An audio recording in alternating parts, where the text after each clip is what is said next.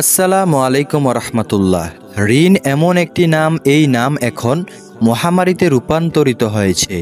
এই মহামারী যেই দিকে যায় সেই দিকেই সমস্ত কিছু নিষ্ক্রিয় করে দেয়। প্রিয় দর্শক, যারা ঋণী অবস্থায় রয়েছেন তাদের মনের অবস্থা, তাদের প্রাণের অবস্থা একমাত্র তারাই বুঝে যারা ঋণ অবস্থায় থাকে। তো প্রিয় দর্শক, যে বান্দা ঋণ অবস্থায় থাকে তার থেকে তাদের আত্মীয় স্বজনও মুখ ফিরিয়ে নেয় এবং কি তার নিকটত্ব আত্মীয় স্বজন তাকে দেখতেও পারে না। প্রিয় দর্শক, এমনও আত্মীয় স্বজন রয়েছে তাকে দেখলে দূর দিয়ে পাশ কাটিয়ে চলে যায় যদি সে কিছু চেয়ে বসে তার কাছ থেকে। এই ভয়ে সে তার দিকে তাকায়ও না, অন্যদিকে তাকিয়েও চলে যায়। প্রিয় দর্শক, যেই বান্দা ঋণ অবস্থায় থাকে তার অবস্থা এমন হয়ে যায় দুনিয়াতে তাকে কেউ মূল্যও দেয় না। প্রিয় দর্শক, তাকে কেউ সাহায্য করতেও আসে না। এই ঋণ নামক মহামারী থেকে মুক্তি হওয়ার জন্য আপনাদের কাছে আজকে 3টি দোয়া নিয়ে এসেছি। আজকে যদি আপনারা এই 3টি দোয়া পাঠ করেন, ইনশাআল্লাহ আল্লাহ রব্বুল আলামিন আপনাদের সকল ঋণ পরিশোধ করার মতো ব্যবস্থা করে দিবেন এবং আপনারা যারা আর্থিক অবস্থা নিয়ে ভুগছেন আপনাদেরকে আর্থিক সচ্ছলতা দান করবেন ইনশাআল্লাহ। তো প্রিয় দর্শক, আমার বিশ্বাস যারা ঋণ অবস্থা থেকে মুক্তি পেতে চান, যারা চান আপনাদের আর্থিক অবস্থা অবনতি থেকে সচ্ছলতায় পৌঁছে যাক, তারাই আজকের এই ভিডিওটি না টেনে সম্পূর্ণ দেখবেন। তো প্রিয় দর্শক, চলুন মূল আলোচনায় প্রবেশ করা যাক।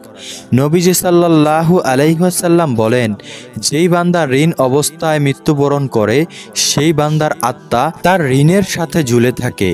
তাই অবশ্যই প্রত্যেক মুমিন বান্দাদের উচিত মৃত্যুর আগে তাদের ঋণ পরিশোধ করে যাওয়া। প্রিয় দর্শক, যখন কোনো বান্দা ঋণ নিয়ে মৃত্যুবরণ করে আল্লাহ রব্বুল আলামিন ওই বান্দার আত্মাকে তার ঋণের সাথেই ঝুলিয়ে রাখে যতক্ষণ না তার ঋণ তার পরিবারের কেউ বা তার হয়ে অন্য কেউ পরিশোধ করে না দেয়। তাই নবীজি সাল্লাল্লাহু আলাইহি সাল্লাম যখন কোনো বান্দা মৃত্যুবরণ করতেন ঋণ রেখে, তখন তার জানাজা পড়াতেন না যতক্ষণ না তার ঋণ কেউ পরিশোধ করে দিত। তাই প্রিয় দর্শক, একবার ভাবুন এই ঋণ কতটা মহামারী। এই ঋণ নিয়ে যদি আপনি মৃত্যুবরণও করেন আপনার আত্মা ঝুলে থাকবে। তাই আপনাদের উচিত এই ঋণ দুনিয়াতে থাকতেই পরিশোধ করে যাওয়া। প্রথম নাম্বারে যে দোয়াটি বলবো সেই দোয়াটি হলো, এক কৃতদাস তার চুক্তিবদ্ধ অর্থ ফেরত দিতে না পেরে হজরতে আলী রাদিয়াল্লাহু তাআলা আনহুর কাছে যেয়ে বলল, হে আলী রাদিয়াল্লাহু তাআলা আনহু, আপনি আমাকে সাহায্য করুন, আমি আমার চুক্তিকৃত অর্থ পরিশোধ করতে পারছি না, তাই আপনি আমাকে কিছুটা সাহায্য করুন। হজরতে আলী রাদিয়াল্লাহু তাআলা আনহু তখন ওই কৃতদাসকে বলল, আমি কি তোমাকে এমন একটি বাক্য শিখাবো না যেই বাক্য আমাকে রাসূলুল্লাহ সাল্লাল্লাহু আলাইহি ওয়াসাল্লাম শিখিয়েছেন? এই বাক্য পরে যদি তুমি আমল করো, আল্লাহ রব্বুল আলামিন তোমার যদি পাহাড় সমান ঋণ থেকে থাকে তা পরিশোধ করার মতো ব্যবস্থা করে দেবেন। সুবহানাল্লাহ। এই বলে হজরতে আলী রাদিয়াল্লাহু তাআলা আনহু ওই বান্দাকে দোয়াটি পাঠ করে শোনাতে লাগলেন, আল্লাহুম্মা গফিনি বিহালালিকা আন হারামিকা ওয়া আগনিনি বিফাদলিকা আম্মান সিওয়াক। প্রিয় দর্শক, আমি আবারও বলছি, আপনারা মনোযোগ সহকারে শুনুন। আল্লাহুম্মা গফিনি বিহালালিকা আন হারামিকা ওয়া আগনিনি বিফাদলিকা আম্মান সিওয়াক। এই দোয়াটির অর্থ হলো, হে আল্লাহ, হারামের পরিবর্তে তোমার হালাল রুজি আমার জন্য যথেষ্ট করো, আর তোমাকে ছাড়া আমাকে আর কারো মুখাপেক্ষী করিও না, এবং শ্রীয় অনুগ্রহ দ্বারা আমাকে সচ্ছলতা দান করো। সুনানে তিরমিজি হাদিস নং 3563। প্রিয় দর্শক, এই হাদিসে যে দোয়াটি বলা হয়েছে এই দোয়াটি আপনারা যদি পাঠ করেন, এই দোয়াটি পাঠ করার মাধ্যমে যদি আপনারা আমল করেন আল্লাহ রব্বুল আলামিনের দরবারে, অবশ্যই আপনাদের যদি পাহাড় পরিমাণ ঋণও হয়ে থাকে আপনাদের সেই ঋণ পরিশোধ করার মতো আল্লাহ রব্বুল আলামিন ব্যবস্থা করে দেবেন ইনশাআল্লাহ। প্রিয় দর্শক, ঋণ থেকে মুক্তি পেতে হলে অবশ্যই আপনাকে নিজেই প্রচেষ্টা করতে হবে এবং আল্লাহর উপর তাওয়াক্কুল করে আল্লাহর উপর এই দোয়াগুলো পাঠ করতে হবে, তবেই আপনি ঋণ থেকে মুক্তি পেতে পারেন। কেননা আপনার আত্মীয় স্বজন কখনোই চাইবে না আপনি ঋণ থেকে মুক্তি হয়ে যান এবং ঋণ থেকে মুক্তি হওয়ার পরে আপনার সচ্ছলতা এসে যাক এবং আপনি তাদেরকে যোগ্য জবাব দেন। তাই তারা অবশ্যই সবসময় চাবে আপনি যেন ঋণের মাঝখানেই থাকেন এবং আপনি যেন কখনোই আপনার এই ঋণ থেকে উঠতে না পারেন। তাই আপনি অবশ্যই আপনার নিজের প্রচেষ্টায় ঋণ থেকে মুক্তি পাওয়ার জন্য প্রচেষ্টা করবেন এবং আল্লাহ রব্বুল আলামিনের দরবারে এই দোয়াগুলো বেশি বেশি করে পাঠ করবেন। আল্লাহ রব্বুল আলামিনই আপনাকে অবশ্যই এই ঋণ থেকে উদ্ধার করে দেবেন। প্রিয় দর্শক, খেয়াল করে দেখবেন আপনার বাবার অর্থের উপর নির্ভর করেই আপনাদের আত্মীয় স্বজনের ব্যবহার আপনার উপর নির্ভর করে। প্রিয় দর্শক, আপনার বাবার অর্থ যদি বেশি হয় তাহলে দেখবেন আপনাদের আত্মীয় স্বজনরা, আপনাদের ফুফুরা, আপনাদের চাচারা আপনাদের সাথে কত ভালো আচরণ করে, কত মিষ্টি মিষ্টি কথা বলে। আর যদি আপনার বাবার অর্থ না থাকে তাহলে দেখবেন আপনাদের সাথে তারা ঠিকমতো কথাও বলবে না, এমনকি মাঝে মধ্যে দেখা গেছে অনেক আত্মীয় স্বজন পরিচয়ও দেয় না। তাই প্রিয় দর্শক, অবশ্যই আপনার বাবার অর্থ দ্বারাই আপনার আত্মীয় স্বজন আপনাকে পরিমাপ করে। প্রিয় দর্শক, আমাদের সমাজ এমন একটি মহামারীতে রূপান্তরিত হয়েছে, যার অর্থ রয়েছে তারা তাকেই বেশি বেশি করে মূল্যায়ন করে এবং যার অর্থ নেই তাকে তারা কোনো মূল্যায়নই করে না। সমাজে যারা সচ্ছলতা অবস্থায় রয়েছে তাদেরকে তারা বেশি বেশি করে দাওয়াত প্রদান করে। তারা 10 বেলা খেয়ে থাকলেও তাদেরকে বলে আমার বাসায় একবার এসে খেয়ে যান।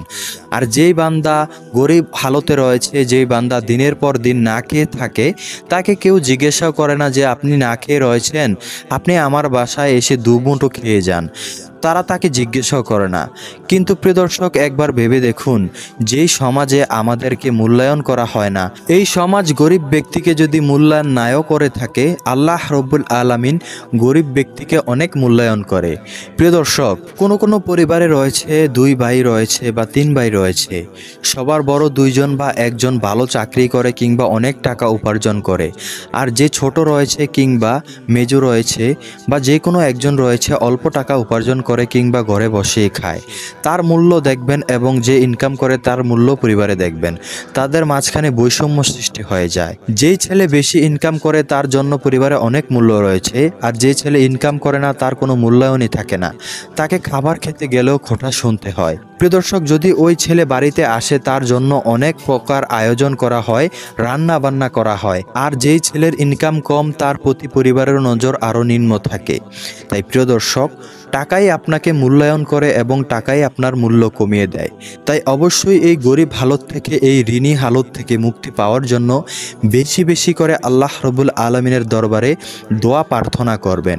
তো দ্বিতীয় নম্বরে যেই দোয়াটি বলতে যাচ্ছি সেই দোয়াটি হলো, এক বান্দা খেয়াল করলেন হযরত রাসূল সাল্লাল্লাহু আলাইহি ওয়াসাল্লাম বেশি বেশি করে আল্লাহ তাআলার দরবারে ঋণ থেকে এবং দরিদ্রতা থেকে মুক্তি চাচ্ছেন। তখন ওই বান্দা রাসূলুল্লাহ সাল্লাল্লাহু আলাইহি ওয়াসাল্লামকে জিজ্ঞাসা করলেন, ইয়া রাসূলুল্লাহ সাল্লাল্লাহু আলাইহি ওয়াসাল্লাম, আপনি বেশি বেশি করে আল্লাহ তাআলার দরবারে দরিদ্রতা এবং ঋণ থেকে কেন মুক্তি চান? তখন রাসূলুল্লাহ সাল্লাল্লাহু আলাইহি সাল্লাম ওই বান্দাকে বলল, যখন কোনো বান্দা ঋণ অবস্থায় পড়ে যায় এবং দরিদ্র অবস্থায় থাকে, তখন সে কথায় কথায় মিথ্যা কথা বলে এবং সে তার ওয়াদার খেলাপ করে। প্রিয় দর্শক, যে বান্দা ঋণী অবস্থায় থাকে তখন তার থেকে যে বান্দা টাকা পাবে তার সাথে সে কথায় কথায় মিথ্যা কথা বলে এবং পাপ করতে থাকে। তাই এই পাপ থেকে, এই গুনাহ থেকে বাঁচার জন্য নবীজি সবসময় আল্লাহ তাআলার দরবারে অগ্রিম প্রার্থনা করতেন যেন আল্লাহ রব্বুল আলামিন নবীজি সাল্লাল্লাহু আলাইহি সাল্লামকে ঋণ থেকে এবং দরিদ্রতা থেকে মুক্তি দান করে। প্রিয় দর্শক, আপনারাও এই বেশি বেশি করে আল্লাহ তাআলার দরবারে ঋণ এবং দরিদ্রতা থেকে মুক্তি পাওয়ার জন্য দোয়া করবেন। সেই দোয়াটি হলো, আল্লাহুম্মা ইন্নী আউযু বিকা মিনাল হাম্মি ওয়াল হাযানি ওয়াল আজ্জি ওয়াল কাসালি ওয়াল বুখলি ওয়াল জুবনি ওয়া দালাইদ দাইনি ওয়া গালাবাতির রিজাল। প্রিয় দর্শক, আমি আবারও বলছি, আপনারা মনোযোগ সহকারে শুনুন। আল্লাহুম্মা ইন্নী আউযু বিকা মিনাল হাম্মি ওয়াল হাযানি ওয়াল আজ্জি ওয়াল কাসালি ওয়াল বুখলি ওয়াল জুবনি ওয়া দালাইদ দাইনি ওয়া গালাবাতির রিজাল। প্রিয় দর্শক, এই দোয়াটির অর্থ হলো, এ আল্লাহ, আমি আপনার কাছে দুশ্চিন্তা ও দুঃখ থেকে আশ্রয় চাই, অপারগতা ও অলসতা থেকে আশ্রয় চাই, কৃপণতা ও ভীরুতা থেকে আশ্রয় চাই, ঋণের ভার ও মানুষের দমন পীড়ন থেকে মুক্তি চাই। এই হাদিসটি রয়েছে সহিহ বুখারীতে, হাদিস নং 2893। প্রিয় দর্শক, এই হাদিস থেকে যে দোয়াটি পাঠ করলাম, এই দোয়াটি যদি আপনারা বেশি বেশি করে পাঠ করেন, ইনশাআল্লাহ আপনাদের সচ্ছলতা দান করবেন এবং আল্লাহ রব্বুল আলামিন আপনাদেরকে ঋণ থেকে মুক্তি দান করবেন, আপনাদেরকে শত্রুর ক্ষতি থেকে মোকাবেলা করতে সাহায্য করবেন। তাই প্রিয় দর্শক, বেশি বেশি করে আল্লাহ রব্বুল আলামিনের শিখানো এই দোয়াটি পালন করবেন, ইনশাআল্লাহ আপনাদেরকে আল্লাহ রাব্বুল আলামিন ঋণ থেকে মুক্তি দান করবেন। প্রিয় দর্শক, তৃতীয় নম্বরে যে দোয়াটি রয়েছে সেই দোয়াটিও আমরা জেনে নেব। এর আগে আমরা জেনে নেব আমরা কি কি কারণে ঋণ থেকে উঠতে পারি না এবং আমরা আরও গরিব হয়ে যাই। প্রিয় দর্শক, এর কিছু কারণ রয়েছে। এর কিছু কারণ হচ্ছে আমাদের কিছু বদ অভ্যাস রয়েছে, আমরা সেগুলো বেশি বেশি করে পালন করি। প্রিয় দর্শক, অবশ্যই আমাদের সেই বদ অভ্যাসগুলো পরিত্রাণ করতে হবে, তবেই আমাদের সচ্ছলতা ফিরে আসবে। প্রিয় দর্শক, আমরা অনেকেই রয়েছে আয়ের থেকে ব্যয় বেশি করি। আমাদের যদি আয় হয় থাকে 10 টাকা, আমরা ব্যয় করি 20 টাকা। প্রিয় দর্শক, বিশেষ করে মিডল ক্লাস ফ্যামিলিগুলো তো রয়েছে, তারা বেশি বেশি করে শো আপ করতে পছন্দ করে। তাদের 10 টাকা ইনকাম হলে তারা 20 টাকা খরচ করে বসে থাকে। এই কারণে তারা আরও বেশি বেশি করে ঋণের কবলে পড়ে যায়। প্রিয় দর্শক, আমাদের আরও কিছু বদ অভ্যাস রয়েছে। আমরা এমন কিছু সম্পদ ক্রয় করি যেই সম্পদ আমাদেরকে অযথা শুধু দায়ের দিকে টেনে নেয়।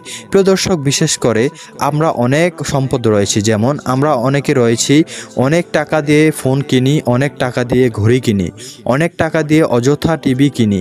প্রিয় দর্শক, অথচ আমরা এর অর্ধেক টাকা দিয়ে সেই সমস্ত কিছু কিনতে পারি, বা অনেক সময় দেখে গেছে এগুলোকে আমরা পরিত্রাণ করতে পারি বা বর্জন করতে পারি। কিন্তু আমরা কি করি, মানুষকে শো আপ দেখানোর জন্য আমরা বেশি বেশি করে এইগুলো কেনাকাটা করে থাকি। এর ফলে আমরা আরও ঋণের কবলে পড়ে যাই। প্রিয় দর্শক, আমাদেরকে ভাবতে হবে আমরা যা ইনকাম করি তার থেকে আমাদেরকে খরচ করতে হবে এবং তার থেকেই আমাদেরকে সঞ্চয় করতে হবে। এবং যদি আমাদের খরচ বেড়ে যায়, অবশ্যই আমাদেরকে ইনকাম সোর্সের দিক বেছে নিতে হবে। কোন জায়গা থেকে আমাদেরকে ইনকাম বাড়াতে হবে সেই দিকে আমাদেরকে চিন্তা করতে হবে। প্রিয় দর্শক, আমাদের আরও কিছু বদ অভ্যাস রয়েছে। যখন আল্লাহ রব্বুল আলামিন আমাদের উপর রহমত বর্ষণ করেন এবং রিজিক দান করেন, তখন আমরা হতবাগার মতো ঘুমিয়ে থাকি। ফজরের পরে আমরা ঘুমিয়ে থাকি, অথচ আল্লাহ রব্বুল আলামিন ফজরের পর সমস্ত মাকলুকাতের জন্য রিজিক বন্টন করতে থাকেন। পাখিরা তখন বের হয়ে যায় তাদের রিজিকের জন্য খালি পেটে, এবং সন্ধ্যা হওয়ার আগে তারা ভরা পেটে বাসায় ফেরে। প্রিয় দর্শক, ওই সময় আমরা ঘুমিয়ে থাকি, আমরা ঘুম থেকে উঠি 10টা 11টায়। আমাদের এই বিলাসিতার কারণে আমাদের দরিদ্রতা থেকে আল্লাহ রব্বুল আলামিন আমাদেরকে মুক্তি দান করেন না। আমাদের সব সময় দরিদ্রতা লেগেই থাকে আমরা সকালবেলা ঘুমিয়ে থাকার কারণে। প্রিয় দর্শক, আরও একটি সময় হলো আমরা আসরের পর অনেকেই ঘুমিয়ে যাই। আসরের পরে মাগরিবের আগের যেই সময়টুকু রয়েছে, এই সময় আমরা কোনো না কোনো কাজে লিপ্ত থাকব। কেননা এই সময় যদি আপনি ঘুমান, আপনার রিজিক এবং বরকত কমে যায়। তাই বিশেষ করে খেয়াল রাখবেন, সকালবেলা ফজরের পরে এবং আসরের পরে এই সময়টুকু আপনারা কোনো না কোনো কাজে ব্যস্ত থাকবেন। ওই কাজে আল্লাহ রব্বুল আলামিন আপনাদেরকে রিজিক দান করবেন এবং বরকত দান করবেন। আর যদি আপনারা ঘুমিয়ে থাকেন, আপনাদের রিজিকও ঘুমিয়ে যাবে। প্রিয় দর্শক, তৃতীয় নম্বরে যে দোয়াটি আমি বলতে যাচ্ছি, সেই দোয়াটি আপনারা মনোযোগ সহকারে শুনুন। সেই দোয়াটি হলো, হযরতে আয়েশা রাদিয়াল্লাহু তাআলা আনহু বলেন, নবীজি সাল্লাল্লাহু আলাইহি সাল্লাম সব সময় এই দোয়াটি পাঠ করতেন। এই দোয়াটি হলো, আল্লাহুম্মা ইন্নী আউযু বিকা মিনাল মাসামি ওয়াল মাগরামি। প্রিয় দর্শক, আমি আবারও বলছি, আপনারা মনোযোগ সহকারে শুনুন। আল্লাহুম্মা ইন্নী আউযু বিকা মিনাল মাসামি ওয়াল মাগরামি। এই দোয়াটির অর্থ হলো, হে আল্লাহ, আমি তোমার কাছে গুনাহ থেকে এবং ঋণ থেকে আশ্রয় চাই। এই হাদিসটি রয়েছে সহিহ বুখারীতে, হাদিস নং 2397। প্রিয় দর্শক, যেই 3টি দোয়া আপনাদেরকে বলেছি, এই 3টি দোয়া আপনারা অবশ্যই বেশি বেশি করে ফরজ সালাত আদায় করার পর যখন সালাম ফিরাবেন, তখন একবার আল্লাহু আকবার বলে 3 বার আস্তাগফিরুল্লাহ পাঠ করবেন। তারপরে এই দোয়াগুলো পাঠ করবেন। ইনশাআল্লাহ আপনাদের যতই ঋণ থাকুক, সমুদ্র ফেনার পরিমাণ যদি ঋণ থাকে, তাও আল্লাহ রব্বুল আলামিন পরিশোধ করার মতো ব্যবস্থা করে দেবেন। প্রিয় দর্শক, আমরা অনেকেই রয়েছি এই দোয়াগুলো পাঠ করার পর এবং আরও অনেক দোয়া পাঠ করার পর আল্লাহ রব্বুল আলামিনের কাছে দোয়া করি, কিন্তু আল্লাহ রব্বুল আলামিন আমাদের দোয়া কবুল করেন না। এরও কিছু কারণ রয়েছে। আমরা যখন দোয়া পাঠ করি, তখন আমরা দোয়ার আগে নবীজির উপর দুরূদ পাঠ করি না, এবং যখন দোয়া করি দোয়ার শেষেও আমরা নবীজির উপর দুরূদ পাঠ করি না। যেই দোয়াতে আপনি নবীর উপর দুরূদ পাঠ করবেন না, সেই দোয়া আল্লাহ রব্বুল আলামিন সহজে কবুল করেন না। যেই দোয়াতে আপনি নবীজির উসিলা দিয়ে নবীর উপর দুরূদ পাঠ করেন, তখন আল্লাহ রব্বুল আলামিন নবীজির উসিলার কারণে আপনার দোয়াগুলো দ্রুত কবুল করে নেন। তাই প্রিয় দর্শক, আমাদের একটি বিষয় খেয়াল রাখতে হবে, আমরা যখনই কোনো দোয়া পড়ব এবং যখনই আল্লাহ রাব্বুল আলামিনের কাছে কিছু চাইব, অবশ্যই আগে এবং পরে কমপক্ষে 3 বার করে হলেও আল্লাহ রাব্বুল আলামিনের কাছে নবীজির উপর দুরূদ পাঠ করে নেব। আমরা যে কোনো দুরূদ পাঠ করতে পারি, সবচেয়ে ছোট দুরূদ এটিও পাঠ করতে পারি, সেটি হলো সাল্লাল্লাহু আলাইহি ওয়াসাল্লাম। প্রিয় দর্শক, নবীজির উপর দুরূদ পাঠ করার ফজিলতে আল্লাহ রাব্বুল আলামিন সমস্ত দোয়া কবুল করে নেবেন ইনশাআল্লাহ। তো এই ছিল আজকের মতো ভিডিও। এই রকম ভিডিও পেতে চাইলে আমাদের চ্যানেলটি সাবস্ক্রাইব করে আমাদের পাশে থাকুন। আল্লাহ হাফেজ।